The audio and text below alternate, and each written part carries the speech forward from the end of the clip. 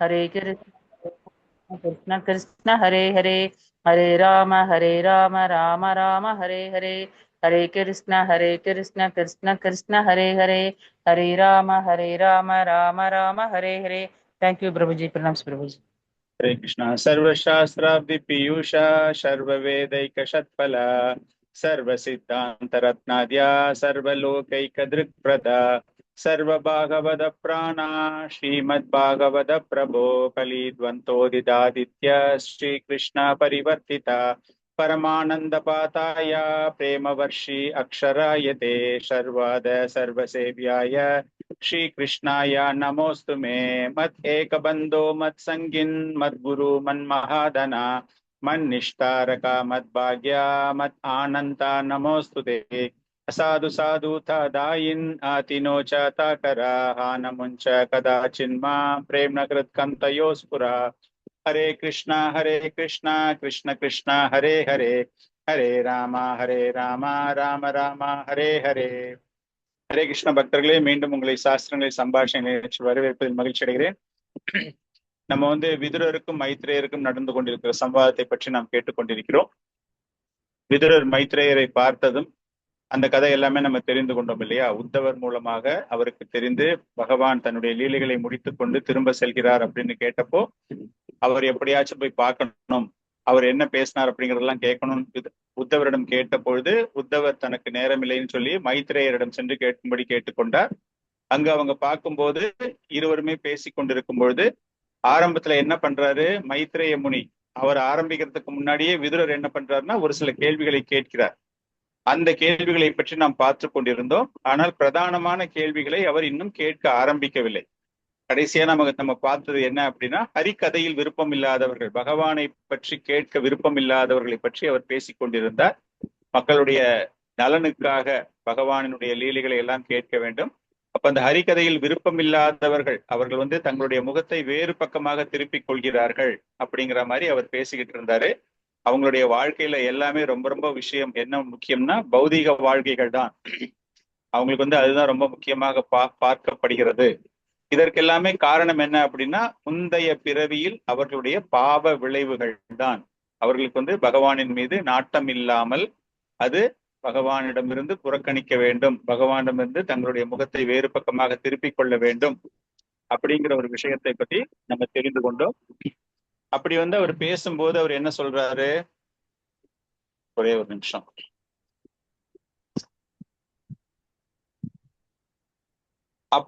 அதை பத்தி பேசிக்கிட்டு இருக்கும் போதே விதுரருக்கு என்ன அப்படின்னா, இது யாரால இந்த மாதிரி ஒரு விஷயங்கள் பகவானிடமிருந்து அவர்களுடைய முகத்தை திருப்பிக் கொள்பவர்களை மீண்டும் பகவானை நோக்கி வர வைக்க முடியும் என்றால் அது யாரால் முடியும் அப்படிங்கிறது மைத்ரேயரிடம் பேசிக் கொண்டிருக்கிறார்.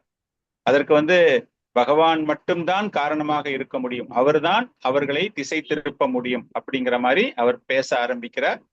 இன்னைக்கு பார்க்கக்கூடிய ஒரு முதல் ஸ்லோகம், தத் அஷ்ய கௌஷார்வ சர்ம தாத்தூர் ஹரே கதம் ஏவ கதா சுசாரம் உத்ருத்ய புஷ்பேப்யைவார்த்த பந்தோ சிவாய நா கீர்த்தாய தீர்த்த கீர்த்தே.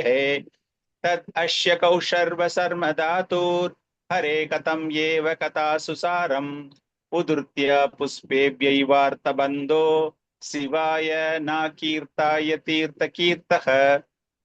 யாராவது படிக்க விரும்புறதா இருந்தா படிக்கலாம். तस्य कौशारवसर्मदातुर् हरे कदां एव कदा सुसारम् उद्धृत्य पुष्पेभ्य इवार्थ बन्धो शिवाय न कीर्तयतीर्थकीर्तेः। थैंक यू प्रभु जी, हरे कृष्ण। तदस्य कौशारवशर्मताधुर् हरे कदामेव कदा सुसारम् उद्धृत्य पुष्पेभ्य इवार्थ शिवाय न कीर्तय तीर्थकीर्तेः। हरे कृष्ण। हरे कृष्ण प्रभु जी। ततस्य कौशारवशर्मताधुर् हरे कथां एव कदा सुसारम् उद्धृत्य पुष्पेभ्य इवार्थ बन्धो शिवाय न कीर्तयति कीर्तदेः। थैंक यू प्रभु जी। சோ விதுரர் இங்க என்ன சொல்றாருன்னா, மைத்ரேயரை நோக்கி கூறுகிறார். அதாவது அதாவது வீழ்ச்சி அடைந்தவர்களுக்கு நண்பர்களாக இருக்கக்கூடிய மைத்ரேய முனிவரே, மைத்ரேயர் ரொம்ப புகழ்ந்து பேசுகிறார். பகவானினுடைய மகிமைகள் மட்டும்தான் இந்த உலகில் உள்ள மக்களுக்கு நல்லது செய்யும். அவரை பத்தி கேட்கத்தான் அவங்களுக்கு அவங்களுடைய பார்வை வேறு பக்கத்தில் சென்றிருக்கக்கூடிய பார்வை பகவானை நோக்கி வருவதற்கு ஏதுவாக இருக்கும். அப்படிங்கிறதால இந்த மாதிரி கீழ்நிலையில் இருப்பவர்கள், வீழ்ச்சி அடைந்தவர்களுக்கு நண்பர்களாக இருக்கக்கூடிய மைத்ரேய முனிவரே, நீங்கள் தயவு செய்து பகவானை பற்றிய லீலைகளை நீங்கள் தெரிவியுங்கள். ஒரு பிரதானமான கேள்வி கேட்கறதுக்கு முன்னாடி விதுரர் பகவானினுடைய லீலைகள் எந்த அளவுக்கு மக்களை மாற்றக்கூடியது, எப்படி ஒரு தேனீயானது ஒவ்வொரு மலராக சென்று தேனை எடுக்கிறதோ, ஒரே மலர்ல அது குடிக்கிற தேனை அதோட அது நிறுத்திடாது. அது போல பகவானினுடைய லீலைகள் அப்படின்னா ஒரே ஒரு லீலை மாத்திரம் கிடையாது. பகவானுக்கு எண்ணற்ற லீலைகள், பல்வேறு அவதாரங்கள், பல்வேறு அவருடைய மகிமைகள், அதெல்லாமே கேட்கணும். அந்த தேன் எப்படி பல்வேறு மலர்களில் விதவிதமான சுவையில் தேன்கள் இருக்கின்றதோ அது போல பகவானை பற்றிய லீலைகள் நீங்க சொன்னாதான் இந்த மக்கள், வீழ்ச்சி அடைந்த மக்கள், பௌதீக வாழ்க்கையில் வீழ்ச்சி அடைந்த மக்கள் அந்த பகவானை பற்றி தெரிந்து கொள்ள வேண்டும். அப்படிங்கிறதுக்காக அவர்கள் வேறு பக்கத்தில் திருப்பி உள்ள முகமானது பகவானை நோக்கி திரும்பும். அப்படிங்கிற மாதிரி இந்த ஸ்லோகத்துல அவர் மைத்ரேய முனிவரை மிகவும் தாழ்மையுடன் கேட்டுக்கொள்கிறார். அதனால பகவானினுடைய அசாதாரணமான லீலைகளை தயவு செய்து, திவ்யமான லீலைகளை தயவு செய்து, அவர்தான் பரம்பொருள், அவர்தான் கட்டுப்பாட்டாளர், பல்வேறு அவதாரங்களை எடுத்தவர், அனைத்து விதமான ஆற்றல்களையும் தன்னுள் படைத்து கொண்டிருப்பவர்கள், இந்த பிரபஞ்ச சிருஷ்டிக்கு முழு காரணகர்த்தாவாக இருப்பவர், இந்த பிரபஞ்சத்தையே பராமரிப்பவர், தன்னுடைய கட்டுப்பாட்டிற்குள் வைத்து கொண்டிருப்பவர் அப்படின்னு பகவானினுடைய மகிமைகளை எல்லாமே சொல்லிடுறார். இவ்வளவு சிறப்பு வாய்ந்த அந்த பகவானை பத்தி தயவு செஞ்சு நீங்க பேசுங்க. பேசினாதான் இந்த மக்கள் எல்லாருமே அவரை பற்றி கேட்க ஆவலோடு இருப்பார்கள். அப்படிங்கிற விஷயம்தான் இங்கு மைத்ரேயரிடம் விதுரர் கேட்டுக்கொள்கிறார். இப்ப சுகதேவ கோஸ்வாமி, ஆக்சுவலா இந்த சம்பாஷணை எப்படி போயிட்டு இருக்கு? சுகதேவ கோஸ்வாமி பரீட்சித் மகாராஜாவுக்கு சொல்லிக்கிட்டு இருக்காரு இல்லையா? சோ இது முடிச்ச உடனே அங்க சுகதேவ கோஸ்வாமி ஆரம்பிக்கிறார். இப்ப மைத்ரேய முனி பேசணும் இல்லையா? மைத்ரேய முனி என்ன பேச போறாரு அப்படிங்கறத சுகதேவ கோஸ்வாமி பரீட்சத்துக்கு கூறுகிறார்.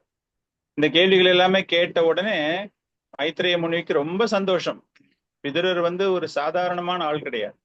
விதுரருடைய மகிமைகள், விதுரருடைய சிறப்புகள் அவ்வளவு சிறப்பு வாய்ந்தவர். அவர் இந்த போன்ற ஒரு பணிவான முறையில் என்னிடம் விண்ணப்பித்துக் கொண்டிருக்கிறார், பகவானை பற்றி கூற வேண்டும், அதுவும் மக்களின் நலனுக்காக, அவருடைய சுகத்துக்காக, அவருடைய இன்பத்திற்காக கேட்காமல், பகவானை நோக்காமல் வேறு திசையில் சென்று கொண்டிருக்கக்கூடிய மக்களுக்கு அப்படின்னு அவங்களுடைய நலனை மனதில் வைத்துக் கொண்டு கேட்கிறார் விதுரர் அப்படின்னு அவ்வளவு சந்தோஷமா சுகதேவ கோஸ்வாமி பரீட்சித் மகாராஜாவுக்கு இதை கூறுகிறார். சொல்லிட்டு மைத்ரேய முனி என்ன பேசுறாரு அப்படிங்கிற விஷயத்தை அவர் கூறுகிறார். மைத்ரேய முனி டைரக்டா எடுத்த உடனே பதில்லாம் சொல்லல, விதுரரை அவர் புகழ்ந்து பேசுகிறார். விதுரர் அந்த அளவுக்கு புகழ்ந்து பேசிய பிறகு அவர் பதிலை கூறப் போகிறார். அவர் என்ன அப்படி போகிறார்? மைத்ரேயோவாச்ச சாது பிரஷ்டம் த்வயா ஷாதோ லோகான் ஷாத்வ அனுக்ரஹணாத கீர்த்திம் விதன்வதா லோகே ஆத்மனோ அதோக்ஷஜாத்மனஹ. மைத்ரேயோவாச்ச சாது பிரஷ்டம் த்வயா ஷாதோ லோகான் ஷாது அனுக்ரஹணாத கீர்த்திம் விதன்வதா லோகே ஆத்மனோ அதோக்ஷஜாத்மனஹ. யாராவது படிக்க விரும்புறதா படிக்கலாம். நான் படிக்கிறேன் பிரபுஜி.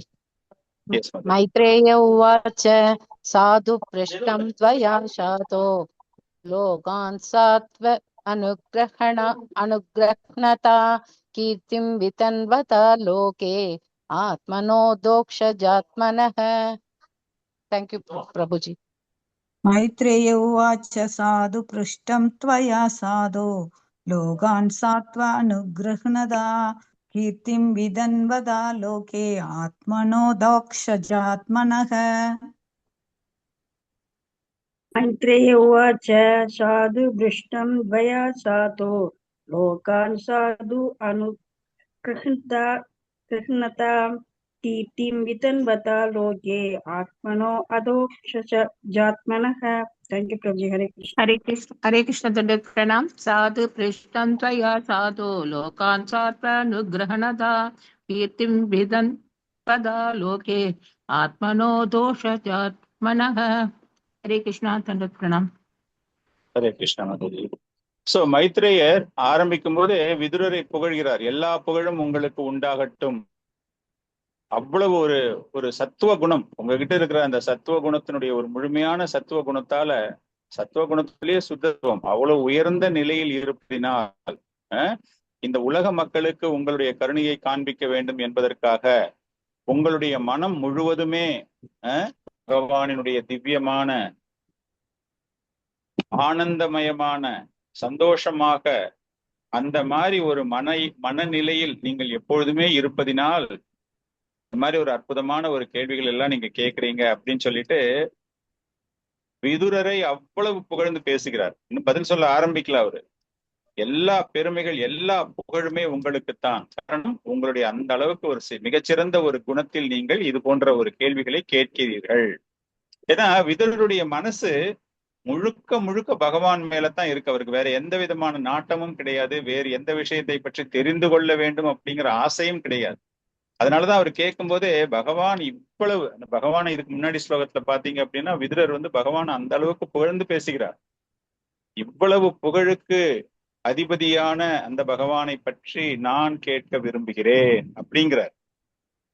இங்க மைத்ரேயர் விதுரரை பத்தி சொல்லும் பொழுது அந்த ஆன்மீக விஞ்ஞானத்தில் பல கலைகளை கற்றவர். பகவான் விதுரருடைய மனசு முழுக்க முழுக்க பகவான் மேல்தான் இருக்கின்றது. அந்த பகவான் எப்படிப்பட்டவர்? ஆத்மனோ அதோக்ஷஜாத்மனக. அதோக்ஷஜா அதாவது அந்த உச்சகட்டம். அதற்கு ஒரு எல்லையே கிடையாது. ஆன்மீக பரமானந்தம் சொல்றோம் இல்லையா, அந்த பரமானந்தத்துக்கு ஒரு எல்லையற்ற பகவானை பத்தி ஒருத்தர் யாராவது பேசுறாங்க அப்படின்னாலே there is no limit, இவ்வளவுதான் அப்படிங்கிற மாதிரிலாம் இல்லாம அந்த எல்லைக்கு அப்பாற்பட்டவர். நம்ம இந்திரிய சுகம் சொல்றோம் இல்லையா, அந்த இந்திரிய சுகத்துக்கெல்லாம் அப்பாற்பட்டது. இந்திரிய சுகம்னா என்னது? கொஞ்ச நேரம் அந்த இந்த சுகத்தை தொடர்ந்து அனுபவித்து கொண்டே இருந்த பிறகு என்ன ஆகும்னா இன்னும் வேற மாதிரி ஏதாச்சும் இன்பம் நமக்கு கிடைக்குமா? ஒரு தின்பண்டம் நீங்க சாப்பிட்டுக்கிட்டே இருக்கீங்க தொடர்ச்சியா ஒரு 10 நாள், ஏன்னா 11வது நாள் போர் அடிச்சு போயிடும். இன்னைக்கு வேண்டாம், இட்லிக்கு பதிலாக தோசை பண்ண சொல்லலாம், தேங்காய் சட்னிக்கு பதிலாக நம்ம தக்காளி தொக்கு பண்ண சொல்லலாம் அப்படின்னு அந்த டேஸ்ட் நம்மளுக்கு மாற ஆரம்பிச்சிடுது. அந்த மாதிரி இங்க அந்த பகவானை பற்றிய லீலைகளை பற்றி கேட்கக்கூடியது, பகவானை பற்றி பேசும்பொழுது அப்படிங்கும்போது அதற்கு எல்லை கிடையாது. அந்த ஆனந்தத்திற்கு எல்லை கிடையாது. விதுரர் எப்பொழுதுமே பகவானினுடைய சிந்தனையில் இருப்பதினால் இங்க மைத்ரேய முனிக்கு விதுரருடைய அந்த ஆனந்தத்தை அவரால் அளவிட முடியவில்லை. அந்த அளவுக்கு. ஏன் இவ்வளவு சொல்றோம் அப்படின்னா விதுரர் சாதாரணமான ஆள் கிடையாது. விதுரர் இங்க மைத்ரேயரிடம் கேள்வி கேட்கிறார் அப்படிங்கிறதால இவருக்கு ஒண்ணுமே தெரியாது அப்படிங்கிற மாதிரி அர்த்தமே இல்லை. He is beyond everything. அந்த அளவுக்கு சிறப்பு வாய்ந்த ஒரு காரணம். என்ன சொல்றாரு அப்படின்னா இந்த ஸ்லோகம் அதுக்கு தான் அற்புதமான ஒரு விளக்கம் தருகிறது. பகவானை பத்தி கேட்டுக்கிட்டே இருக்கலாம். அவரை பத்தி நீங்க கேட்கறதால எனக்கு போர் அடிச்சு போச்சு பிரபு, போதும், வேற ஏதாச்சும் டாபிக் பேசுங்க அப்படின்னு சொல்லக்கூடிய நிலை கிடையாது. விதுரருக்கு அந்த மாதிரி ஒரு உச்ச நிலையில் அவர் இருக்கிறார். சொல்லிட்டு இன்னும் குளோரிஃபை பண்றாரு. மைத்ரேய முனி என்ன சொல்றாருன்னா, விதுரரே நீங்க அவருடைய பிறப்பை பற்றி பேசும்போது வியாசதேவரினுடைய மகனாக பிறந்தாரு. ஏன்னா வியாசதேவருடைய மகன் தான் விதுரர் இல்லையா? அந்த மாதிரி நம்ம பார்க்கும் பொழுது அவ்வளவு சிறப்பு வாய்ந்தவர் நீங்க. அவ்வளவு சிறப்பு இருக்கக்கூடிய உங்களுக்கு பகவானை பற்றிய சிந்தனை எப்பொழுதுமே இருக்கின்றது அப்படின்னு அவங்க தந்தையை பாராட்டுகிறார். தந்தையை பாராட்டி அந்த ஒரு குலத்தில் வந்தவர், அது போன்ற ஒரு வழியில் வந்தவர். நிச்சயமாக உங்களுக்கு அந்த பகவானை பற்றிய அந்த வித்து சொல்றோம் இல்லையா, அந்த வித்து என்பது எப்படி இருக்கும்? தந்தை தாய், அந்த தந்தையினுடைய வித்து வியாசதேவர், அவரே பகவானுக்கு நிகர் அவர் அல்ல, அவருடைய ஒரு மகனாக இருக்கிறார் என்றால் உங்களுக்கு அந்த அளவுக்கு பகவானின் மீது பெருமைகள் இருக்கின்றன அப்படின்ட்டு அவர் என்ன பண்றாருன்னா அவருடைய பிறப்பை பற்றி பேசுகிறார். இந்த பிறப்பை பத்தி நம்ம பார்த்தாச்சு. ஆரம்பத்துல நம்ம இந்த சம்பாஷணை ஆரம்பிக்கும் போதே விதுரருடைய பிறப்பு எப்படிப்பட்ட பிறப்பு? மாண்டவிய முனி, அந்த மாண்டவிய முனியினுடைய ஒரு சாபத்தின் விளைவாக விதுரர் எப்படி யமராஜராக இருந்தவர் எப்படி விதுரராக மாறுகிறார் அப்படிங்கிற ஒரு கதையெல்லாம் நாம் பார்த்தோம். அதன் பிறகு வியாசதேவர், சத்தியவதி, அந்த கருவில் இருந்தவர் தோன்றியவர், அதாவது அவருடைய சகோதரன், அந்த மாதிரி ஒரு உறவுல நம்ம பார்க்கும்போது அவருடைய அந்த வழி மிகவும் திவ்யமான ஒரு வழி. வியாசதேவர் அப்படிங்கும்போது ஒரு திவ்யமான வழியில் அவர் தோன்றுகிறார் அப்படிங்கிற விஷயம் நாம் பார்த்தோம். இப்போ அந்த இடத்துல இவ்வளவு சிறப்பு வாய்ந்த விதுரருக்கு அவர் ஏன் திவ்ய ஞானத்தை வழங்கல, திவ்ய ஞானத்தை பரிமாறி கொள்ள போகிறார். ஒன்னும் தெரியாம இருக்கிறவங்களுக்கு நீங்க ஞானத்தை வழங்குவது அப்படிங்கிறது வேற, ஆல்ரெடி ஞானம் தெரிந்தவர்களோடு அதை பற்றி நாம் பேசுவது, சர்ச்சைன்னு சொல்ல முடியாது, இருவரும் கலந்துரையாடுவது அப்படிங்கும் போது எப்படி இரண்டு பக்தர்கள் சங்கமித்து கொண்டு பகவானை பற்றி பேசுகிறார்களோ, இப்ப அந்த நிலையில் அவர் விதுரருக்கு ஒரு சில விஷயங்களை, ஏன்னா விதுரர் கேள்வி கேட்கிறார், பகவானை பத்தி சொல்லுங்க அப்படின்னு கேள்வி கேட்கறதால ஆச்சாரியார்கள் என்ன எழுதுறாங்க அப்படின்னா, மைத்ரேயர் இங்கு விதுரருக்கு போதனை தருகிறார் அப்படிங்கிற மாதிரி ஒரு அர்த்தத்துல இங்கு பேசப்படுகிறது. ஆனா உண்மையா பாத்தீங்க அப்படின்னா இந்த இடத்துல விதுரர் போதனையை ஏற்றுக்கொள்ளக்கூடிய நிலைக்கு அப்பாற்பட்டவராக இருக்கிறார். ஏன்னா அவருக்கே நிறைய விஷயங்கள் தெரியும். அதனால நம்ம அதை பத்தி இஸ் நாட் நோயிங் எனிதிங் அப்படிங்கிற மாதிரிலாம் அர்த்தம் கிடையாது. என்ன சொல்றாரு? பாவான் பகவதோ நித்யம் சம்மதஹ சனுகஷ்யஹ யஸ்ய ஞானோபதேஷாய மாதிஷத் பகவான் பிரஜன். இந்த இடத்துல மீண்டும் அவரை பற்றி புகழப்படுகிறது. என்ன சொல்றாரு அப்படின்னா, நீங்கள் பகவானினுடைய ஒரு அங்கம் கிடையாது, பகவானினுடைய யூ ஆர் அன் அசோசியேட். அவரோடு அவருடைய நிர்வாக திறனில், அவருடைய நிர்வாக பொறுப்பில் அங்கம் வகிப்பவர். பகவான் உடைய திவ்ய தாமத்திற்கு ஒருவர் செல்ல வேண்டும் என்றால் அந்த செயலில் உங்கள் பங்கும் இருக்கிறது. சோ அவரோடு அங்கம் வகிக்கக்கூடிய உங்களுடைய நலனுக்காக பகவான் தன்னுடைய லீலைகளை முடித்து கொண்டு செல்லும் பொழுது என்னிடம் ஒரு சில விஷயங்களை கூறினார். அதை நான் உங்களுக்கு இப்பொழுது வழங்க இருக்கிறேன் அப்படிங்கிறது தான் மைத்ரேய முனி சொல்றார். ஆரம்பத்துல நம்ம பார்த்தோம் அப்படின்னா, ஆரம்பத்துல விதுரருக்கும் உத்தவருக்கும் நடந்த சம்பாஷணையில் உத்தவர் என்ன சொல்றாரு விதுரரை பார்த்து, நீ மைத்ரேயரிடம் சென்று எல்லாத்தையும் தெரிஞ்சுக்கோ. ஏன்னா பகவான் இந்த லீலைகளை முடித்து கொண்டு செல்லும் பொழுது அவர் அருகில் நானும் மைத்ரேயரும் இருந்தோம். எனக்கு ஒரு சில கடமைகளை கொடுத்திருக்கிறதுனால் அவருக்கு நான் சேவகம் செய்ய செல்கிறேன். அதனால நீ தயவு செஞ்சு மைத்ரேயரிடம் செல்லவும் அப்படின்னா ஆரம்பத்துல நம்ம பார்த்தோம் இல்லையா? சோ அதைத்தான் இங்கு மைத்ரேயர் கூறுகிறார். என்ன சொல்றாரு? பகவான் தன்னுடைய லீலைகளை முடித்து கொண்டு செல்லும் பொழுது எனக்கு ஒரு சில உத்தரவுகளை கொடுத்தார். அந்த உத்தரவுகளை உன்னிடம் பரிமாறிக்கொள்ளும்படி எனக்கு கட்டளையிட்டார். சோ கிளீனா சொல்லிடுறாரு, பகவான் என்கிட்ட சொன்னதுதான் நான் சொல்ல போறேன். இதுதான் ஆரம்பத்துல அவர் ஆசைப்பட்டாரு. விதுரருக்கு ஆரம்பத்துல இதுதான் ஆசை. என்ன சொல்லிட்டு போனாரு அதை நான் கேட்கணும். ஏன்னா அந்த லீலைகள்லாம் எப்படிப்பட்ட லீலைகளா இருக்கணும், அதை நான் சுவைக்க வேண்டும் அப்படின்னு தான் அவர் கேட்கிறாரு ஆரம்பத்துல. அது பாத்தீங்கன்னா இப்ப பகவானே அவருடைய மனதை அறிந்து மைத்ரேயரிடம் கூறிவிட்டு சென்றிருக்கிறார், நீ இதெல்லாம் போயிட்டு விதுரன்கிட்ட சொல்லு அப்படின்னு சொல்லிட்டு. அதனால அந்த அவரை பெருமைப்படுத்தும் பொழுது அவர் கூறுகிறார், யமராஜனாக நீ பகவானினுடைய நித்திய தொண்டனாக வேறு ஒரு உருவத்தில் நீ இருக்கும் பொழுது இருந்து கொண்டிருக்கிறாய். இப்பொழுது வந்துட்டு நீ விதுரனாக இருக்கிறாய், ஆனால் நித்தியமாக ஒரு ரூபம் உனக்கு இருக்கிறது, அதில் நீ பகவானுடைய சகாவாக இருக்கிறாய். எனவே பகவான் வைகுந்தத்திற்கு செல்லும் பொழுது என்னிடம் ஒரு உத்தரவை இட்டார்.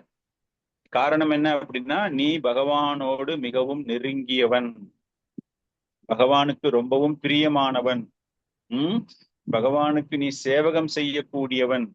எனவே இந்த உத்தரவு எனக்கு பிறப்பிக்கப்பட்டது. அதனால நான் உனக்கு இதை பற்றி இங்கு கூறப் போகிறேன் அப்படின்னு சொல்லிட்டு இன்னும் பெருமைப்படுத்தும்படி அவரை பற்றி பேசும்போது, பீஷ்ம பிதாமகவோடும் உனக்கு விதுரருக்கும் பீஷ்ம பிதாமாவிற்கும் அவ்வளவு நல்ல உறவுகள் இருந்திருக்கின்றன. பீஷ்ம பிதாமா யாரு? மகாஜன் இல்லையா? அந்த மகாஜன், இவரும் மகாஜன் அவரும் மகாஜன், யமராஜராக இவரும் மகாஜன், இந்த குருக்ஷேத்திரம் இந்த லீலையில நீங்க வந்து பாத்தீங்க அப்படின்னா, கிருஷ்ண அவதார லீலையில பாத்தீங்க அப்படின்னா, பீஷ்ம பிதாமாவிற்கும் இவருக்கும் ஒரு உறவு இருக்கிறது. அதனால பீஷ்ம பிதாமாவுக்கு நண்பரான உங்களுக்கும் மகாத்மனக பீஷ்மாச்சாரிய விதுரேன மகாத்மனக அப்படின்னா நீங்களும் அவருக்கு இணையானவர். எனவே பகவான் இந்த ஞானத்தை உங்களுக்கு வழங்கும்படி எனக்கு உத்தரவிட்டார். எங்க போகும்போது? இந்த லீலைகளை முடித்து கொண்டு செல்லும் பொழுது. சோ இந்த மாதிரி பார்க்கும்போது அவ்வளவு ஆனந்தமாக மைத்ரேய முனி விதுரரை மிக புகழ்ந்து கூறி, உங்களுக்கு நான் பகவான் கொடுத்த போதனைகளை தருவதில், அப்ப கூட பாருங்க, நான் உனக்கு போதனை கொடுக்குறேன் அப்படின்னு சொல்லவே இல்லை. அந்த தன்னடக்கம், வைஷ்ணவர்களுக்கு ஒரு தன்னடக்கம், எப்படிப்பட்ட தன்னடக்கம் அப்படிங்கிறதுலாம் இதுல இருந்து நம்ம தெரிஞ்சுக்கணும். ஓ, என்கிட்ட வந்து நீ பாடம் கேட்க வந்திருக்கியா, ரொம்ப ரொம்ப சந்தோஷம், அப்போ நான் உனக்கு தெரியாத விஷயம்லாம் நான் சொல்ல போறேன் அப்படின்லாம் அவர் நினைக்கவே இல்லை.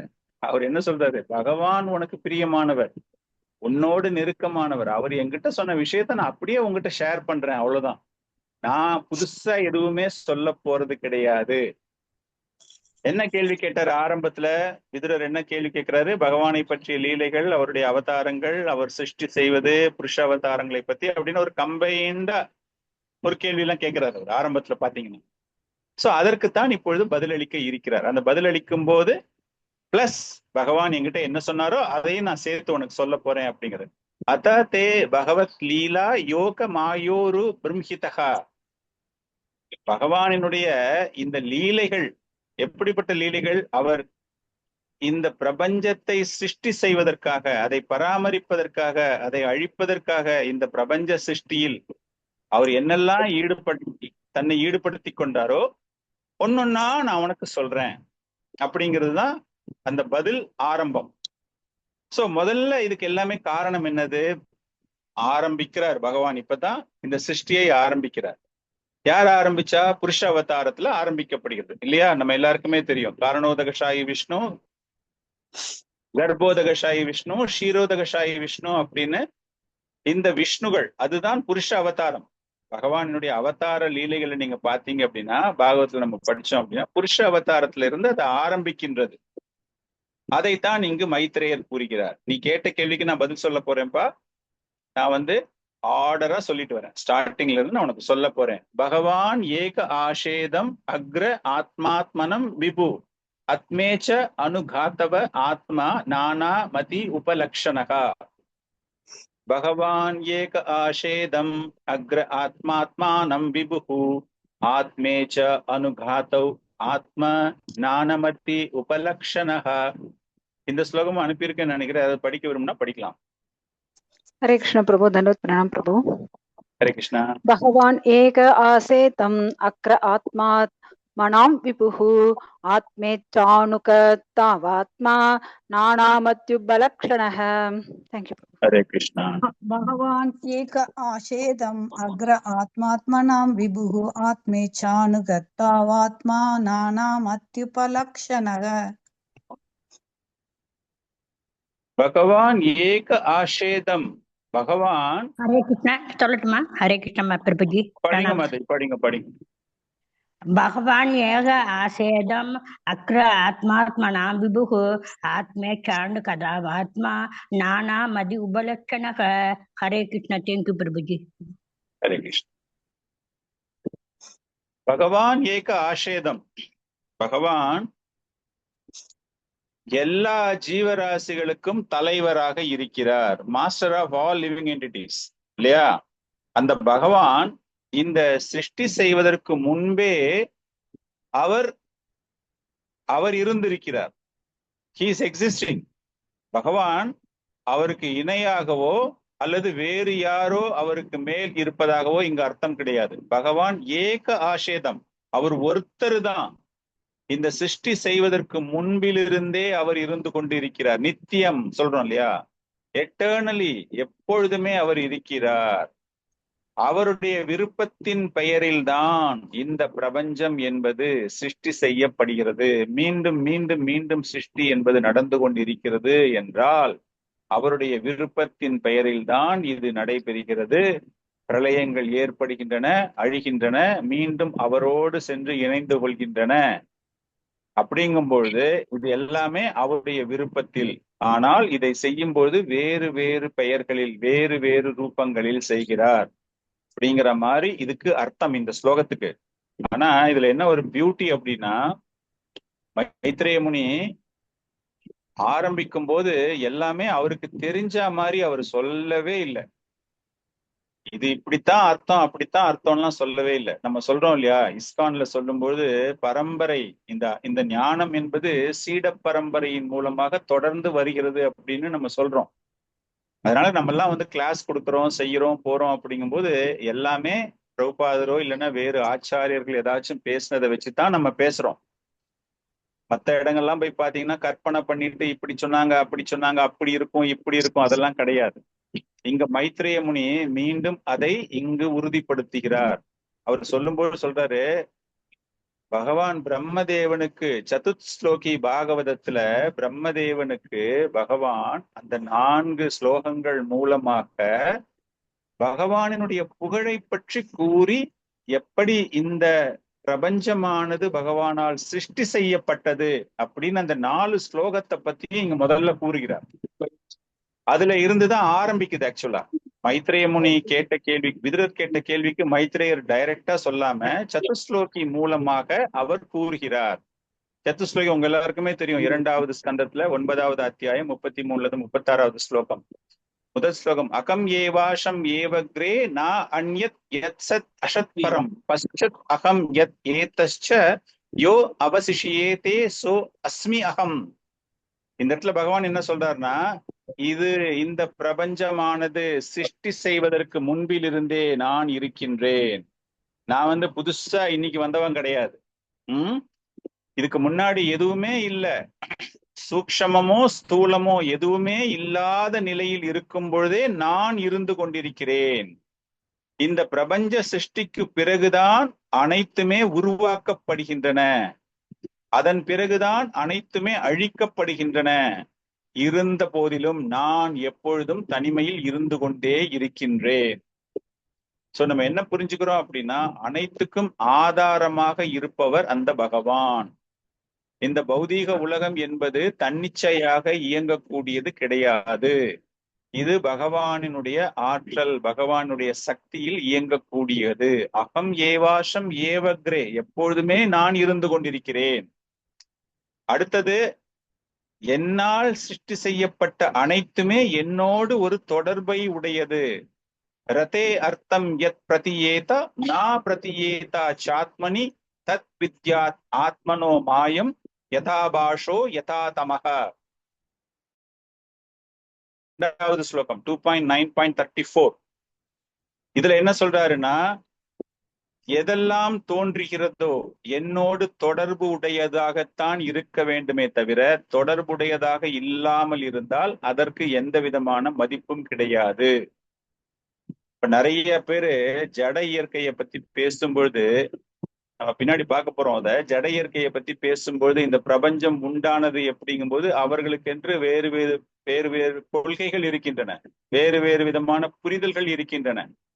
ஆனால் இங்கு பகவான் என்ன சொல்றாரு அப்படின்னா, இந்த பிரபஞ்சம் என்பது என்னுடைய மாயா சக்தியினால், எப்படி வந்து ஒரு பிரதிபலிப்பு, ஒரு பிம்பம் பிரதிபலிக்கிறதோ அது போல பகவானுடைய ஆற்றலில் ஒன்றான அந்த மாயா சக்தியின் மூலமாக உருவாக்கப்பட்டது, என்னோடு தொடர்புடையது. அப்படி என்னோடு தொடர்புடையாமல் எதெல்லாம் இருக்கின்றதோ அதெல்லாம் உண்மை கிடையாது, பொய்யானது. இன்னைக்கு நிறைய சயின்டிஸ்ட் பேசுறாங்க இல்லையா, எப்படி இந்த உலகம் உண்டாயிற்று அப்படின்னு பார்க்கும்போது பல்வேறு வகையான காரணங்களை அவர்கள் கூறுகிறார். அதுக்குத்தான் இந்த இடத்துல ஆச்சாரியர்கள் சொல்லும் போது, பகவானோடு எதெல்லாம் தொடர்புடையாமல் இருக்கின்றதோ, பகவானிடமிருந்து தனித்து இருக்கின்றதோ, கிருஷ்ண உணர்வற்ற நிலையில் இருக்கின்றார்களோ, அது எல்லாமே வந்து கிட்டத்தட்ட மாயா மாதிரிதான். நம்ம எல்லாருமே வந்து இந்த நாத்திகம் பேசுறாங்க இல்லையா, பகவான் கிடையாது, கடவுள் என்பது கிடையாது அப்படின்னு பேசுறவங்க எல்லாருக்குமே எப்படி அப்படின்னா, அவர்கள் எல்லாம் ஒரு பொய்யான உலகத்தில் வாழ்ந்து கொண்டிருக்கிறார்கள். உண்மையான உலகம் என்றால் பகவானோடு தொடர்புடையதாக அந்த உறவு, பகவானுக்கும் நமக்கும் உள்ள ஒரு உறவை தவறாக புரிந்து கொண்டு அந்த உறவுக்கு அர்த்தம் இல்லாமல் வாழ்க்கையை நடத்தி கொண்டிருப்பவர்கள் அப்படிங்கிறவங்க எல்லாமே மாயையில் இருக்கிறார்கள். எனவே அனைத்துமே பகவானோடு தொடர்புடையதாக இருக்க வேண்டும். காரணம் என்ன அப்படிங்கிறது தான் 3வது ஸ்லோகம். ஏன் தொடர்பை வைத்துக் கொள்ள வேண்டும் என்றால், பகவான் அனைத்து இடங்களிலும் இருக்கிறார், சர்வ வியாபியாக இருக்கிறார். நாம் பார்க்கக்கூடிய விஷயங்கள் அனைத்திலையுமே அந்த பகவானை நாம் பார்க்க வேண்டும் அப்படிங்கிறது தான் அதனுடைய கருத்து. அந்த 3வது ஸ்லோகம், சத்துஸ்லோகில 3. யதா மாகந்தி பூதானி பூதேஷு சூஷ்வச்சேஷ்வா அனு பிரவிஷ்யந்தி அப்ரவிஷ்டானி ததா தேஷு நா தேஷு அகம். எவ்வளவு பெரிய பெரிய ஐட்டம், எவ்வளவு பெரிய ஜட பொருட்கள் எதுவாக இருந்தாலும் சரி, இந்த ஜட வஸ்துக்கள், மூலக்கூறுகள் அனைத்துமே ஜீவராசிகளோடு அடங்கி இருக்கின்றன. அந்த ஜீவராசிகளோடு அடங்கி இருந்தாலும் நான் தனிமையாக இருக்கின்றேன். எல்லாவற்றிலும் என்னுடைய மை பிரசன்ஸ், நான் அதில் இருக்கின்றேன். ஆனால் நான் தன்னிச்சையாக செயல்பட்டு கொண்டிருக்கிறேன். அப்படின்னா என்ன அப்படின்னா, நம்ம இந்த பரமாத்மா, ஜீவா, பகவான், அந்த ரியலைசேஷன் நம்ம சொல்றோம் இல்லையா, அந்த மாதிரி இந்த ஜீவராசிகள் என்பது பகவானோடு ஒரு தொடர்பில் இருக்கின்றன. அதற்கெல்லாம் காரணம் என்ன அப்படின்னா, இதுக்கு முன்னாடி ஸ்லோகத்துல சொன்ன மாதிரி அனைத்து இடங்களிலும் அந்த பகவான் வியாபித்து இருக்கிறார். அதனால அந்த தொடர்பை நாம் ஏற்படுத்தி கொள்ள வேண்டும். அவர் எந்த ஒரு வரையறைக்கும் உட்பட்டவர் கிடையாது. சோ நம்ம அவரை பரமாத்மாவா ஏத்துக்கலாம், பகவானா ஏத்துக்கலாம், பிரம்மனா ஏத்துக்கலாம், எப்படி வேணா ஏத்துக்கலாம். ஆனா நம்ம அந்த உறவை நிச்சயமாக வலுப்படுத்தி கொள்ள வேண்டும். இது எதற்காக நாம் இதை வலுப்படுத்தி கொள்ள வேண்டும் அப்படின்னா, இதன் மூலமாகத்தான் பரம்பொருளை நாம் புரிந்து கொள்ள வேண்டும். இதுதான் சத்துஸ்லோகில 4வது ஸ்லோகம். ஏதாவாத் ஏவ ஜிக்னாஷ்யம் தத்துவ ஜிக்னானு ஆஷ்மனகா அன்வய வியாதிரேகப்யாம் யத்யாத் சர்வத்ர சர்வதா. பரம்பொருளை எவன் ஒருவன் புரிந்து கொள்ள விரும்புகிறானோ அவன் அந்த பரம்பொருளை பற்றி தெரிந்து கொள்ள ஆவலோடு இருக்க வேண்டும். எல்லா சூழ்நிலைகளிலும் நேரடியாகவோ எதிர்மறையாகவோ அனைத்து இடங்களிலும் இருக்கக்கூடிய, சர்வ வியாபியாக இருக்கக்கூடிய அந்த பகவானை பற்றி தெரிந்து கொள்ள வேண்டும். அதைத்தான் இங்கு விதுரர் செய்கிறார். அதனாலதான் மைத்ரேய முனி சொல்லும் போது இந்த 4 ஸ்லோகத்தை சொல்லிட்டு தான் அவருக்கு பதிலே சொல்ல ஆரம்பிக்கிறார். காரணம் என்ன அப்படின்னா, எல்லா இடங்களிலுமே இருக்கக்கூடிய அகம் ஏவ, பகவான் எல்லாத்துக்குமே காரணகர்த்தாவாக இருக்கிறார். அப்படிப்பட்ட அந்த காரணகர்த்தாவாக இருக்கக்கூடிய பகவானை நாம் மறந்து விடுகிறோம். நம்முடைய செயலில் அவரை நினைவில் வைத்துக் கொள்ளாமல் இருப்பது என்பது நாம் மாயையினுடைய தாக்கத்தில் இருக்கின்றோம்.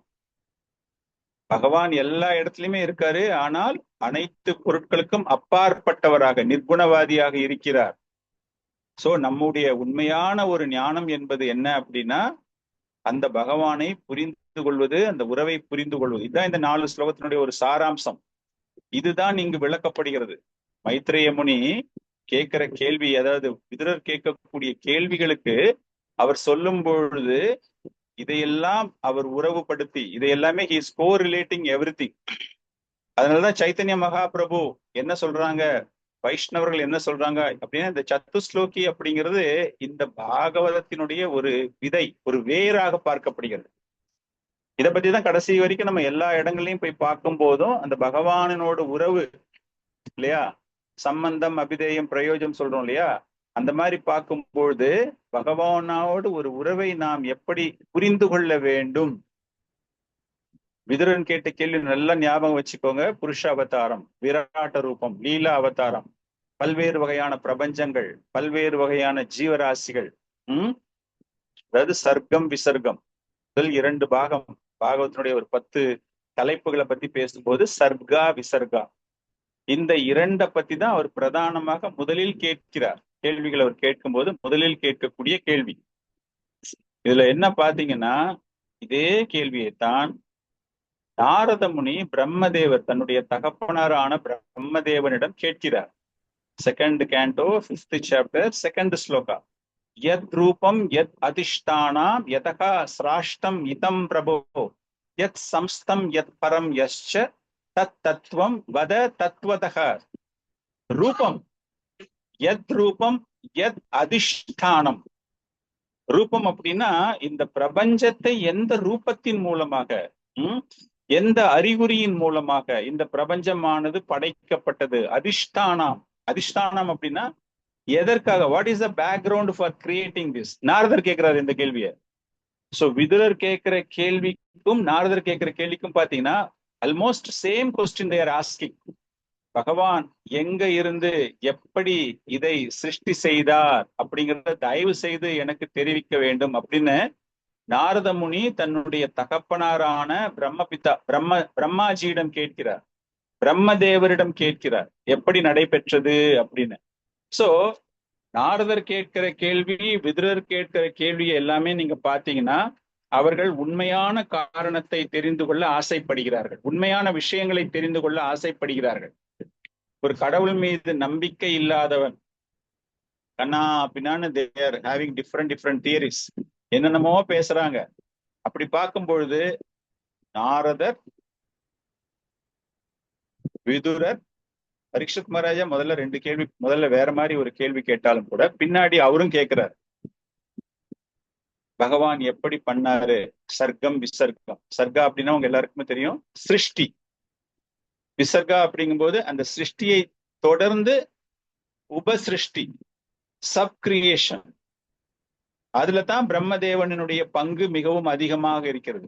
ஆரம்பத்துல சர்க்கா அப்படிங்கும் போது கம்ப்ளீட்டா பகவான் கிருஷ்ணருடைய முழு ஆற்றலும், அதன் பிறகு அதாவது முழு ஆற்றல்னா நேரடியாக பகவானினுடைய ஒரு தொடர்பு அதில் பார்க்கப்படுகிறது. அதுக்கப்புறமா வர்றது பிரம்மதேவனினுடைய பல்வேறு ஜீவராசிகள், பல்வேறு குணங்கள், எப்படி இந்த ஸ்ட்ரக்சர், இந்த பிரபஞ்சமுடைய ஸ்ட்ரக்சர் எல்லாமே இருக்கு அப்படிங்கிற ஒரு விஷயம் முழுக்க முழுக்க முழுக்க பாகவத்துல பாத்தீங்க அப்படின்னா அது தொடர்ந்து அந்த மாதிரி பகவானுடைய ஆற்றல் பிரைமரி அப்படியே கொஞ்சம் கொஞ்சமா எடுத்துட்டு போயிட்டு அந்த பகவான் 10வது ஸ்கந்தம், அந்த பகவானை பத்தி. சோ இந்த சர்க்கமும் விசர்க்கமும் முதலில் கூறப்படுவதற்கு காரணம், அதன் பிறகு பிரபஞ்சத்தை பற்றி, மனுக்களை பற்றி, இந்த பிரபஞ்சத்தில் உள்ள கோள்களை பற்றி, காலங்களை பற்றி, பல்வேறு அவதாரங்களை பற்றி, இது எல்லாமே விளக்கிய பிறகுதான் பகவானினுடைய லீலைகள் இறுதியாக 10வது ஸ்கந்தத்துல கூறப்படுகிறது. சோ இந்த கேள்விகள் எல்லாமே எதற்காக ஆரம்பத்தில் நாரதரோ விதுரரோ ஏன் பகவானினுடைய சிருஷ்டியை பற்றி ஆரம்பத்தில் கேட்கிறார்கள் அப்படிங்கறத புரிஞ்சுக்கிறதுக்கு தான் நம்ம இப்ப ட்ரை பண்றோம். ஏன் டைரக்டா பாகவதம் ஆரம்பிச்ச உடனே கிரியேஷனை பத்தி பேசுது, பகவானுடைய லீலைகளை பத்தி பேசுது? ஏன் டைரக்டா பகவானுடைய 10வது ஸ்கந்தத்துல அவர் கிருஷ்ண அவதாரம் எடுத்துட்டு அதெல்லாம் பத்தி நம்ம ஏன் தெரிஞ்சுக்க கூடாது அப்படின்னா, நம்முடைய புரிதல், புத்திசாலித்தனம், பகவானினுடைய ஆற்றல், அவருடைய இன்டெலிஜென்ஸ், அப்படிப்பட்ட பகவானை நாம் பாராட்ட வேண்டும் அப்படிங்கிறத we need to build up. எடுத்த உடனே ஒருத்தர் போய் சொல்றாரு, ஒரு குழந்தை ஃப்ளூட் வச்சு விளையாடிக்கிட்டு இருந்ததுப்பா அப்படின்னா அதுல ஏதாச்சும் ஒரு சுவாரஸ்யம் இருக்கா? ஓ இது என்ன பெரிய விஷயம், குழந்தை ஃப்ளூட் வாசிக்குது அவ்வளவுதான் அப்படின்னு சொல்லிட்டு யாருமே சீரியஸா எடுத்துக்கவே மாட்டாங்க. ஆனால் கோடிக்கணக்கான பிரபஞ்சங்களை சிருஷ்டி செய்தவர், கோடிக்கணக்கான பிரபஞ்சங்களை தன்னுடைய கட்டுப்பாட்டில் வைத்துக் கொண்டிருப்பவர், அந்த பிரபஞ்சங்களில் உள்ள அணுக்கள் ஒவ்வொன்றிலும் அவரே நுழைகிறார், எண்ணற்ற ஜீவராசிகளை பராமரிக்கிறார், கர்ம வினைகளை அவரே பாதுகாக்கிறார், கர்ம வினைகள் மூலமாக ஜீவராசிகளுக்கு ஒரு செயலை ஏற்படுத்துகிறார். இதெல்லாம் சொல்லிட்டு அவர் விருந்தாவனத்தில் புல்லாங்குழலை வாசிக்கிறார் அப்படின்னு சொன்னா, ஓ இவ்வளவு பிஸியான ஆளா, இவ்வளவு காரியங்களை வைத்துக் கொண்டிருக்கிறார், இவ்வளவு பொறுப்புகளை வைத்துக் கொண்டிருக்கிறார், அவர் விருந்தாவனத்துல ஃப்ளூட் வாசிக்கிறாரா? அப்படின்னா ஒரு ஃப்ளூட் வாசிக்கிறதுக்கும் இந்த பிரபஞ்சங்கள் சிருஷ்டி செய்வதற்கும் உள்ள ஒரு தொடர்பு, எதற்காக அவர் இந்த புல்லாங்குழலை ஒரு சாதாரண மனிதன் போல வாசிக்கிறார் அப்படின்னு பார்க்கும்போது, அதை தெரிந்து கொள்ள ஆசைப்படும் பொழுது அவர் அப்ப அந்த பக்தர்களோடு எப்படி தன்னுடைய உறவை வளர்த்து கொள்கிறார்? அப்படின்னா அந்த இடையர்குல சிறுவன் தான் இத்தனைக்கும் காரணமா? இப்போ நமக்கெல்லாம் நம்ம பாகவதத்தை எல்லாமே படிக்கிறோம், பகவானை பத்தி தெரிஞ்சுக்கிறோம், அதனால நமக்கு கொஞ்சம் கொஞ்சமா புரியுது. இந்த பாகவதத்தை பத்தி ஒண்ணுமே தெரியாத ஒருத்தர்கிட்ட டைரக்டா போய் 10வது ஸ்கந்தத்துல பகவான் பிருந்தாவனத்துல ஃப்ளூட் வாசிச்சாரு அப்படின்னா அவங்களுக்கு அதுல ஒரு பெரிய விஷயமே கிடையாது, சாதாரணமான விஷயம் அவங்க. ஆனால் அந்த பகவானை பத்தி அவருடைய எண்ணற்ற புரிந்து கொள்ள முடியாத அவருடைய ஆற்றல்களை பற்றி பேசும் பொழுது, அசாதாரணமான அந்த குணங்களை பற்றி பேசும் பொழுது, அப்பனா அவருக்கு எப்படிப்பட்ட ஆற்றல்கள் இருக்கின்றன. இந்த பிரபஞ்சத்தை அவர் சிருஷ்டி செய்கிறார் என்றால் கணக்கில் அடங்காத, எண்ணில் அடங்காத, வரையறைக்கு உட்படாத ஆற்றல்களை பற்றி நாம் பேசுகிறோம். இன்னைக்கு பாத்தீங்க அப்படின்னா எல்லா ஜீவராசிகளும் ஏதோ ஒண்ணு தே ஆர் டூயிங் இட் இந்த நேம் ஆஃப் இன்வென்ஷன், இந்த நேம் ஆஃப் டிஸ்கவரி. நான் இதை கண்டுபிடிச்சேன், நான் தான் செஞ்சேன். ஒரு சயின்டிஸ்ட் ஒரு மிஷினை செஞ்சிருப்பான் இல்லையா, ஒரு பெரிய இன்ஜினியர் ஒரு பாலத்தை கட்டியிருப்பான் இல்லையா, ஒரு ஆணும் பெண்ணும் ஒரு குழந்தையை உருவாக்கி இருப்பார்கள். இல்லைன்னா ஒரு பெரிய ஆர்டிஸ்ட் பெயிண்டிங் கொடுத்தீங்கன்னா ஒரு பெரிய படத்தை வரைஞ்சிருப்பான். இது எல்லாத்துக்குமே என்னன்னா ஏதோ ஒரு மூலக்கூறுகள், ஏதோ ஒரு மெட்டீரியல், ஒரு ஜட வஸ்து, இருக்கிற ஜட வஸ்து மூலமாக அது செய்யப்படுகிறது. ஆனால் பகவான் கிருஷ்ணர் இல்லாத ஒன்றை அவர் ஏதாச்சும் ஒண்ணு செய்யறாரு அப்படின்னா அதற்கான மூலக்கூறுகள் எதுவுமே இல்லாம அதை செஞ்சுட்டு அதுக்கப்புறமா அது இயங்குவதற்கான மூலக்கூறுகளை அவர் தருகிறார். காலம், ஆகாயம், ஜட பொருட்கள், அந்த ஜட பொருட்கள் இயங்குவதற்கான இயற்கை நியதிகள், எப்படி வாழ்வது என்ற தகுதிகள், புத்திசாலித்தனம், கர்மா, ஒவ்வொரு கோள்கள், இதை எல்லாமே பண்றாரு. சர்வ காரண காரணம் எல்லாமே அவரால்தான் செய்ய முடிகிறது. இப்ப நீங்க பௌதீக ரீதியாக நீங்க செய்யக்கூடிய பெரிய பெரிய விஷயங்கள் எல்லாமே அதற்கான மூலக்கூறுகள் இஸ் ஆல்ரெடி அவைலபிள். அதை நீங்க எடுத்து நீங்க பண்றீங்க. ஆனால் பகவான் ஒண்ணு பண்ணறாரு அப்படின்னா ஈஸ்வரா பரமா கிருஷ்ணா சச்சித்தானந்த விக்கிரகா சர்வ காரண காரணம் எதுவுமே இல்லாம அவர் பண்றாரு அப்படின்னா அப்ப அந்த பகவானுடைய ஆற்றல் எப்படிப்பட்டதாக இருக்கும். அதனால அதன் பிறகு அவர்கள் இந்த விஷயத்தை புரிந்து கொள்கிறார்கள். இன்னொரு அழகான ஒரு விஷயம் பாத்தீங்க அப்படின்னா 10வது ஸ்கந்தத்துல பகவான் கிருஷ்ணர் தன்னுடைய நண்பர்களோடு விளையாடி கொண்டிருக்கிறார். பலராமர், கோபர்கள் எல்லாரோடையும் விளையாடி கொண்டிருக்கிறார்கள். அப்படி இருக்கும்போது அந்த குழந்தைங்கலாம் என்ன பண்றாங்கன்னா ஓடி போய் யசோதாமாய் கிட்ட ஒரு புகார் கொடுக்கிறார்கள். என்ன புகார் கொடுக்கிறார்கள்? பகவான் கிருஷ்ணர் மண்ணை தின்று விட்டார் அப்படின்னு ஒரு புகார் கொடுக்கப்படுகிறது யசோதாமாய்க்கு. யசோதாமாய் பகவானோடு விளையாடி கொண்டிருக்கிற சிறுவர்கள் யசோதாமாயிடம் சென்றவுடன் யசோதாமாய்க்கு பகவான் மீது அந்த அளவுக்கு ஒரு பிரியம் இல்லையா, குழந்தைக்கு ஏதாச்சும் ஆயிடக்கூடாதே, இங்க விளையாடிட்டு இருக்கிறது பகவான். ஆனா அவங்க மனசுல என்ன நினைப்பு அப்படின்னா நான் தான் என்னுடைய குழந்தையை பராமரித்துக் கொள்கிறேன், அவனுடைய சுக துக்கத்தில் எனக்கு பங்கிருக்கிறது, அவன் உடம்ப ஜாகிரதையா பாத்துக்கிறது என்னுடைய பொறுப்பு அப்படின்னு சொல்லிட்டு அவ என்ன பண்றா, உடனே ஓடி வரா. ஓடி அந்த குழந்தைய பார்த்துட்டே கிருஷ்ணா இல்லடா என்ன எல்லாம் கம்ப்ளைண்ட் பண்றாங்க அப்படிங்கும்போது நீ மண்ணை சாப்பிட்டியா அப்படிங்கும்போது இல்லம்மா எல்லாரும் பொய் சொல்றாங்கம்மா, எல்லாரும் பொய் சொல்றாங்கம்மா, நான் அதெல்லாம் எதுவுமே செய்யலமா அப்படின்னு அப்படியே உண்மைய சொல்ற குழந்தை போல பகவான் கிருஷ்ணர் அங்க சொல்லும் பொழுது யசோதாமாய்க்கு இல்ல இல்ல இவன் பொய் சொல்றான், இதை நம்ம எப்படியாச்சும் கண்டுபிடிக்கணும் அப்படின்னு சொல்லிட்டு இவன் சொல்லுது பொய் தான், இதை நம்ம நிரூபித்து காட்ட வேண்டும் அப்படின்னு சொல்லிட்டு எங்கட அவன் வாயை திறந்து காட்டுறா. அப்படிங்கும் போது அந்த குழந்தை வாயை திறந்து காட்டும் பொழுது அந்த வாயில என்னத்தை பார்க்கிறா, அனைத்து விதமான அம்சங்களையும் அனைத்து விதமான ஐஸ்வர்யங்களையும் பகவான் அங்கு பிரதிபலிக்கிறார். பகவான் வாயை திறக்கும் போது சர்க்க விசர்கா நம்ம படிக்கிறோம் இல்லையா, அசையக்கூடிய அசைவற்ற நிலையில் உள்ள அனைத்து பிரபஞ்ச சிருஷ்டிகள் அனைத்துமே அந்த சின்ன வாயில பகவான் தன்னுடைய தாய்க்கு காண்பித்துக் கொண்டிருக்கிறார்.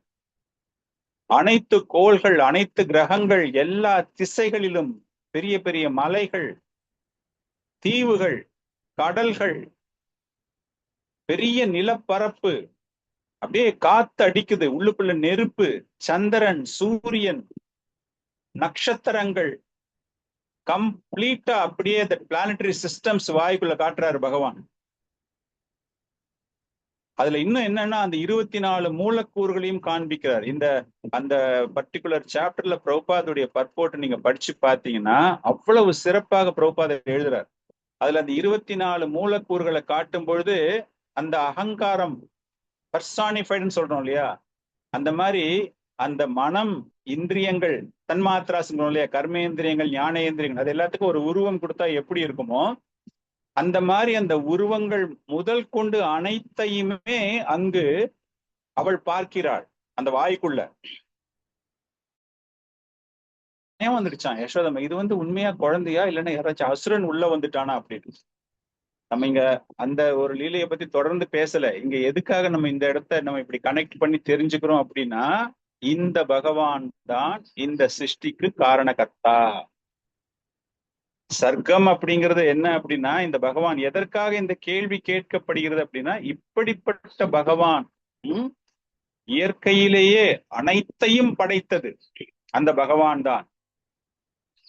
இவங்க என்ன நினைச்சிடுறாங்க, கடவுள் மீது அதாவது பரம்பொருளின் மீது நம்பிக்கை இல்லாதவர்கள் என்ன சொல்றாங்க, சர்க்கத்தை பற்றி பேசும்போது, பிரபஞ்ச சிருஷ்டியை பற்றி பேசும்போது தவறான கருத்துகள். சோ இந்த உண்மையான கருத்துக்களை இவர்கள் தெரிந்து கொள்ளும் பொழுது அந்த தவறான புரிதல்கள் தவிடு பொடியாகின்றன. இதுக்கு எல்லாமே காரணம் யாரு அப்படின்னா அந்த பகவான் அப்படிங்கிறது. இவங்க என்ன சொல்றாங்க, இயற்கையே அனைத்தையும் செய்கின்றன. பேரிடி big bang theory. Big bang theory அப்படிங்கும் போது இந்த ஜட பொருட்களே அதை உற்பத்தி செய்து கொள்கின்றன. பரிணாம வளர்ச்சி என்பது அதுவாகவே ஏற்படுகிறது அப்படிங்கிற மாதிரி ஒரு புரிதல்ல அவங்க இதை ஏற்றுக்கொள்ள மறுக்கிறார்கள். நம்ம இங்க சயின்ஸோட நம்ம சேலஞ்ச் பண்ணல. நம்ம ஒரு பக்தர்களாக நாம் தெரிந்து கொள்ள வேண்டிய ஒரு விஷயம் என்னன்னா, பாகவதத்தில் நாம் தெரிந்து கொள்ள வேண்டிய ஒரு விஷயம், நாம் கேட்கக்கூடிய விஷயம். நீங்க இவங்களோட போயிட்டு நாளைக்கு தர்க்கம் பண்ற மாதிரி ஒரு நிலை வந்ததுனாலும் கூட நம்ம அவங்கள பார்த்து கேட்கக்கூடிய ஒரே ஒரு கேள்வி என்னவென்றால், இந்த ஜட பொருட்கள் தானாக வந்ததுன்னு நீங்க சொல்றீங்க இல்லையா, அப்ப அந்த ஜட பொருட்களை யாரு செஞ்சா அப்படிங்கிறது தான் நம்ம கேட்கக்கூடிய கேள்வி. Who made the matter? இந்த ஜட இயற்கைகள் இயங்குவதற்கு என்று சட்ட திட்டங்களை வகுத்தது யார்? இது நம்ம கேட்கிற கேள்வி. காலம் அப்படின்னு நீங்க சொல்றீங்க இல்லையா, 24 மணி நேரம்னு, அந்த 24 மணி நேரத்தை செய்தது யார்? யாருடைய கட்டுப்பாட்டில் அது இயங்குகிறது? இவ்வளவு புத்திசாலித்தனமாக நீங்க பேசுறீங்களே, இந்த புத்திசாலித்தனத்தை உங்களுக்கு கொடுத்தது யார்? உங்களுக்கு இவ்வளவு பெரிய உணர்வு இருக்கிறது, எல்லாத்தையுமே நீங்க you are having the consciousness to analyse. இந்த உணர்வுகளை உங்களுக்கு கொடுத்தது யார்? இதுதான் பாகவதத்தில் கேட்கக்கூடிய கேள்வி. இதுக்கெல்லாம் ஒரே ஒரு பதில் என்னது, ஜன்மாதி அஷ்ய யதஹா இல்லையா, அந்த பகவானிடம் இருந்துதான் அனைத்துமே தோன்றுகிறது. அப்ப சர்க்கா அப்படின்னது யாரோ ஒருவரை சார்ந்து இருக்கிறது. பிக் பேங் தியரியில யாரை சார்ந்து இருக்கிறது அப்படின்னு ஒரே ஒரு நீங்க கேள்வி கேட்டீங்கன்னா பதில் சொல்லவே தெரியாது யாருக்குமே. ஆனால் பாகவதம் படிக்கக்கூடிய நமக்கு இந்த சர்க்கம், இந்த பிரபஞ்சம் என்பது யாரை சார்ந்திருக்கிறது அப்படின்னு கேட்டா ஆட்டோமேட்டிக்கா நமக்கு பதில் வருகிறது. சூரியன் தோன்றுகிறான் அப்படின்னு அவங்க சொல்றாங்கன்னா யாருடைய விருப்பத்தின் பெயரில் சூரியன் தோன்றுகிறான்? காற்று அடிக்குது அப்படின்னா யாருடைய விருப்பத்தின் பெயரில் அந்த காற்று அடிக்கிறது? மழை பெய்கிறது அப்படின்னா யாருடைய விருப்பத்தின் பெயரில் மழை பெய்கிறது? பூமி சுற்றுகிறது அப்படின்னா யாருடைய விருப்பத்தில் பூமி சுற்றுகிறது? பிரம்மதேவனால கூட தன்னிச்சையாக எதுவும் செய்ய முடியாது. விசர்க்கத்திற்கு அதிபதி அப்படின்னு பார்த்தா, விசர்க்கம் அப்படின்னா எல்லா விளையாட்டு பொருளையும் வாங்கி கொடுத்தாச்சு பிரம்மதேவனுக்கு. குழந்தைக்கு நீங்க விளையாட்டு பொருளை வாங்கி கொடுத்துட்டு விளையாடுற அப்படின்னா அந்த குழந்தை விளையாடும். யாரோ ஒருத்தர் வாங்கி கொடுத்தாதான் விளையாடும் இல்லையா? அது போல பிரம்மதேவன் சர்க்கம், விசர்க்கம், பிரைமரி கிரியேஷன் எல்லாமே பண்ணி முடிச்சிட்டாரு. அதனாலதான் பிரம்மதேவன் தன்னுடைய பிரார்த்தனையில் பேசும்போது கூட, நீங்கள் வாங்கி கொடுத்த, நீங்கள் எனக்கு கொடுத்த மூலக்கூறுகள் மூலமாகத்தான் நான் இவற்றை ஒருங்கிணைக்கிறேன் அப்படிங்கிறார். இதன் மூலமாக என்னுடைய அகங்காரம் உடைக்கப்பட்டிருக்கிறது. சோ அந்த ஃபால்ஸ் ஈகோ, அகங்காரம், விசர்கா அப்படின்னு பார்க்கும்போது பகவான் எப்படி சாமர்த்தியமாக அனைவருக்கும் அதிகாரம் அளிக்கிறார். சர்க்கம் அப்படிங்கிறது அவர் செய்யறாரு, அவருடைய கட்டுப்பாட்டுல எல்லாமே இயங்குது. அதன் பிறகு அந்த செகண்டரி கிரியேஷன் இல்லையா, உப சிருஷ்டி விசர்க்கம் அப்படிங்கும்போது அவரால் அதிகாரம் அளிக்கப்பட்டவர்களினால் அது பராமரிக்கப்படுகிறது. சோ பிரம்மதேவன் அது எல்லாமே பார்க்கிறார். இதுதான் நாம் கற்றுக்கொள்ளக்கூடிய ஒரு விஷயம். சோ இந்த பிரபஞ்சம் அப்படிங்கும்போது பகவானுடைய புத்திசாலித்தனத்தை நமக்கு காண்பிக்கிறது. புத்திசாலித்தனம்னா சாதாரண ஒரு உடம்பை எடுத்துக்கோங்க. அந்த உடம்புல கோடிக்கணக்கான செல்கள் இருக்கின்றன இல்லையா. நரம்பு மண்டலம் தனியா இருக்கு, நோய் எதிர்ப்பு மண்டலம், இம்யூனிட்டி சிஸ்டம் சொல்றோம்ல. இம்யூனிட்டி சிஸ்டம் யாரு டெவலப் பண்ணா? உள்ளுக்குள்ள உங்களுக்கு டிஎன்ஏ வச்சிருக்காரு, உங்களுக்கு டைஜஷன் ஆகிறதுக்கு வச்சிருக்காரு, உங்களுக்கு ஞாபக சக்தியை வச்சிருக்காரு. அந்த மாதிரி கோடிக்கணக்கான ஜீவராசிகள், பல லட்சக்கணக்கான நட்சத்திரங்கள், எண்ண முடியாத பிரபஞ்சங்கள், கோள்கள், இது எல்லாமே அந்த பகவானினுடைய ஒரு சின்ன புத்திசாலித்தனத்தால நம்மால பார்த்து அதை அளவிட முடியாத அளவு புத்திசாலித்தனத்தை பயன்படுத்தி இது பகவானால் சிருஷ்டி செய்யப்படுகிறது. சோ இந்த பாகவதம், இந்த சர்க்கம் விசர்க்கம் அவர் கேட்கிற கேள்வி எதனால கேட்கப்படுகிறது என்றால், இப்படிப்பட்ட பகவானினுடைய அசாத்தியமான திறமையை ஒருவன் புரிந்து கொள்ள வேண்டும். எப்படி அவர் அதை பராமரிக்கிறார், கம்ப்ளீட்டா பராமரிக்கிறார். யாரை பராமரிக்கிறார்? ஒரு சின்னூண்டு எறும்பை பராமரிக்கிறார், பெரிய யானையை பராமரிக்கிறார், மீன்களை பராமரிக்கிறார், தேவர்களை பராமரிக்கிறார், மனிதர்களை பராமரிக்கிறார், கடல்களை பராமரிக்கிறார். நீங்க நடந்து போறீங்களே, அந்த புவியீர்ப்பு விசையை பராமரிக்கிறார். இங்க நீங்க நடந்து போனீங்கன்னா நீங்க நிலத்துல நடந்து போலாம், மேல சந்திரன்ல போனா பறக்குறாங்க. இதே ஆள் தான், இதே சிருஷ்டி தான். ஆனால் பகவான் அங்க என்ன பண்றாரு? புவி ஈர்ப்பு சக்தியை அப்படியே மாத்திட்டாரு. இதெல்லாம் யாரால மாத்த முடியும்? யாரோ ஒருவரால் மட்டும்தான் செய்ய முடியும். அதுதான் பகவான். அவரை பற்றித்தான் நாம் தெரிந்து கொள்கிறோம். பகவத்கீதை சொல்றார் இல்லையா, மையா அதிக்ஷேன பிரகிருதி சூயத்தே சா சராச்சரம். எல்லாமே என்னுடைய கட்டுப்பாட்டில் இயங்குகின்றன, என்னுடைய மேற்பார்வையில் இயங்குகின்றன. சோ இந்த சிருஷ்டி அப்படின்னு பார்க்கும்போது நாம் ரொம்ப தெரிந்து கொள்ள வேண்டிய ஒரு விஷயம், சர்க்கம் அப்படின்னா பகவான் அனைத்து இடங்களிலும் இருக்கிறார். அவர் எங்கேயுமே காணாமல் போனவர் அப்படிலாம் கிடையாது. Is not absent. ஒவ்வொரு இடத்துலையுமே அவர் நுழைகிறார். அதுதான் அந்த விஷ்ணுக்களாக நாம் பார்க்கிறோம், மகாவிஷ்ணுவாக பார்க்கிறோம். கர்ப்போதக சாயுங்கிறோம், ஷீரோதக சாயு விஷ்ணு. அதுக்கப்புறமா பாத்தீங்கன்னா பரமாத்மாவாக ஒவ்வொரு அணுக்களிலும் அவர் இருக்கிறார், ஒவ்வொருவருடைய இதயத்திலும் வாழ்ந்து கொண்டிருக்கிறார். சோ இதை எல்லாமே தெரிந்து கொள்ளும்போது அவர் கேட்கக்கூடிய கேள்விக்கு என்ன ஒரு முக்கியத்துவம் அப்படின்னு பார்க்கும்போது, பணிவு என்பது வளர வேண்டும். இவ்வளவு அசாத்தியமான ஒரு சிருஷ்டியை செய்கிறார். அந்த மாதிரி ஒரு சிருஷ்டியை பகவான் இவ்வளவு செய்யும் போது, இந்த பூமி அவருடைய கணிப்பில் ஒரு சின்னதா அவர் செஞ்ச அந்த திறமையினால் வந்த ஒரு சின்ன விஷயம் பூமி. அந்த பூமியில நம்ம இருக்கிற நாடு இன்னொரு சின்ன பங்கு, அதுல நீங்க இருக்கிற நகரம் அதை விட சின்னது, அதுல உங்களுடைய உடம்பு அதை விட சின்னது. அப்ப நம்மளுக்குள்ள பிரச்சனைகள் அதை விட சின்னது. ஏன்னா அவ்வளவு பெரிய பிரபஞ்சத்தை அவர் சிருஷ்டி பண்ணியிருக்கிறார். அதுல ஒரு தம்மா தூண்டு சின்னூண்டு, அதை நீங்க அளவிட கூட முடியாத அளவு அவ்வளவு சிறிய ஒரு பொருள் நாம். ஆனால் நமக்கு உள்ள அகங்காரம் இருக்கின்றதே, அந்த அகங்காரம் நான் தான். இந்த அகங்காரம் ஒழிய வேண்டும் அப்படிங்கிறதுக்காகத்தான் இந்த கேள்வி முதலில் கேட்கப்படுகிறது. பகவானினுடைய கிரியேஷனை பத்தி பாகவதத்துல ஆரம்பத்துல கேட்கறது என்னன்னா, இதை ஒருத்தர் சின்சியரா படிச்சு பரிபூர்ணமாக இதை உணர்ந்து கொண்டால் அவர்களுக்கு என்ன கிடைக்கும் அப்படின்னா, 10வது ஸ்கந்தத்துல விருந்தாவனத்துல பகவான் ஆடிய லீலைகளை ரசிக்க முடியும். இவ்வளவு பிஸியான ஆள், யசோதாமாய் கட்டு போட்டு வைக்கிறாங்க, கைத்தால கட்டுறாங்க, அதை ஏற்றுக்கொள்கிறார். பிரபஞ்சங்களை படைத்த அவர் கட்டுப்படுகிறார், அவரை கட்டி போட்டிருக்காங்க. எல்லா பிரபஞ்சங்களுமே அவருடைய கட்டுப்பாட்டில் இருக்கின்றன, அவரை ஒருவர் கட்டி போடுகிறார். கோபர்கள் அவருடைய தோள்களில் ஏறி விளையாடுகிறார்கள், பகவானை மிதித்து விளையாடுகிறார்கள். எண்ணற்ற பிரபஞ்சங்களை பாதுகாக்க கூடியவர், அவரை இந்த பசங்க மேலே ஏறி விளையாடுறாங்களே, கோபிகள் அவர்களை கண்ணா பின்னான்னு திட்டுறாங்க பகவான். அவரை அந்த அளவுக்கு தே ஆர் சாஸ்டைசிங். காலமே அவரை பார்த்து பயப்படக்கூடிய நிலையில் இருக்கக்கூடிய பகவான் கோபிகர்கள் திட்டிடுவாங்களோ அப்படின்னு பயந்து பயந்து விளையாடிட்டு இருக்காராம். அதுதான் 10வது ஸ்கந்தம். இதை எல்லாமே ஒருவன் தெரிந்து கொள்ளும் போது முழுமையாக ரசிப்பதற்கான ஒரு ஆதாரணமாக இந்த சர்க்கம் விசர்க்கம் பகவானுடைய படைப்புகள், பல்வேறு வகையான அவதாரங்கள், ஒவ்வொரு அவதாரங்களிலும் அவர் எடுக்கிறார். அப்படிங்கும் போது இந்த சர்க்கம் அப்படிங்கிறது பகவானுடைய ஐஸ்வர்யங்களை நமக்கு வெளிப்படுத்துகிறது. ஐஸ்வர்யா, எண்ணற்ற பிரபஞ்சங்கள் அவரிடம் அடங்கி இருக்கின்றன.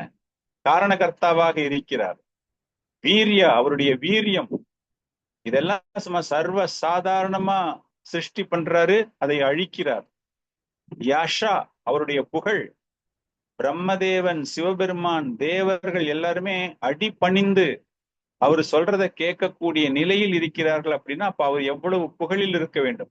ஸ்ரீ, அவருடைய அழகு, அவருடைய ஒவ்வொரு விதமான பிரபஞ்ச சிருஷ்டிகளும் ஒவ்வொரு விதமான நுணுக்கமான முறையில். ஒரு ஆர்டிஸ்ட் பெயிண்ட் வரைகிறான் அப்படின்னா ஒரே மாதிரி வரைய மாட்டான். பல்வேறு விதமான நிறங்களை கொடுத்து பல்வேறு வகையான உருவங்களை கொடுத்து அவ்வளவு அழகாக அவன் செய்து விடுவான்.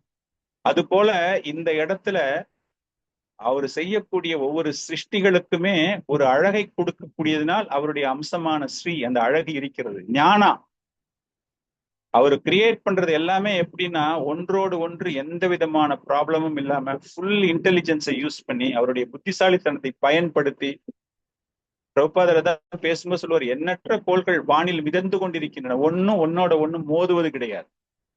மேல அவ்வளவு போயிட்டு இருக்கான். அது எல்லாமே இயங்கக்கூடிய அளவிற்கு அவ்வளவு நுட்பமான முறையில் பகவான் அதை சிருஷ்டி செய்து கொண்டிருக்கிறார். வைராகியம், எல்லாத்தையும் பண்றாரு. எல்லாத்தையும் கடைசியில என்ன பண்றாரு, அவ்வளவு எஃபர்ட்ஸ் எடுத்து பண்ணக்கூடிய பகவான் அதை பிரளய காலத்தில் அழித்து விடுகிறார். அதை திரும்ப பெற்றுக் கொள்கிறார்.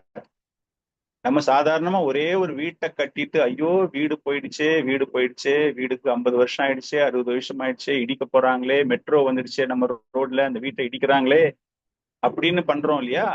ஆனால் பகவான் நம்மளால கற்பனை பண்ணி பார்க்க முடியாத அளவுக்கு சிருஷ்டிகளை செய்து பல்வேறு வகையான பிரபஞ்சங்களை சிருஷ்டி செய்தவர் அனைத்தையுமே அழித்து விடுகிறார். அதுதான் அவருடைய வைராகியம், ரினவுன்சியேஷன். ஹி ரினவுன்சஸ். அந்த 6 குணங்களையும் இந்த சிருஷ்டில ஆச்சாரியர்கள் அவ்வளவு அழகாக தொடர்பு படுத்தி பகவானினுடைய பெருமைகள், அதுதான் பாகவதம். பாகவதம் ஆரம்பத்துல நம்ம பார்க்கிறோம் அப்படின்னா முதல் ஸ்லோகமே யார் அந்த பரம்பொருள், எப்படி அவர் சிருஷ்டி செய்கிறார், அதன் பிறகு எப்படி விசர்க்கம் ஏற்படுகிறது, எப்படி அது பராமரிக்கப்படுகிறது, அதில் உள்ள ஜீவராசிகளை அவர் எப்படி வழிநடத்துகிறார், அவர்களுக்கு எப்படி, ஹவு ஹி இஸ் கைடிங் தம், பக்தர்கள் எப்படி அவரோடு தொடர்பில் இருக்கிறார்கள், யார் அந்த பகவான், யாரோடு அந்த தொடர்பை அவர்கள் ஏற்படுத்திக் கொள்கிறார்கள் அப்படிங்கிறதான் கடைசியாக பகவானை பற்றி பேசக்கூடிய விஷயம். எனவேதான் இந்த கேள்வி முதல் கேள்வியாக பார்க்கப்படுகிறது.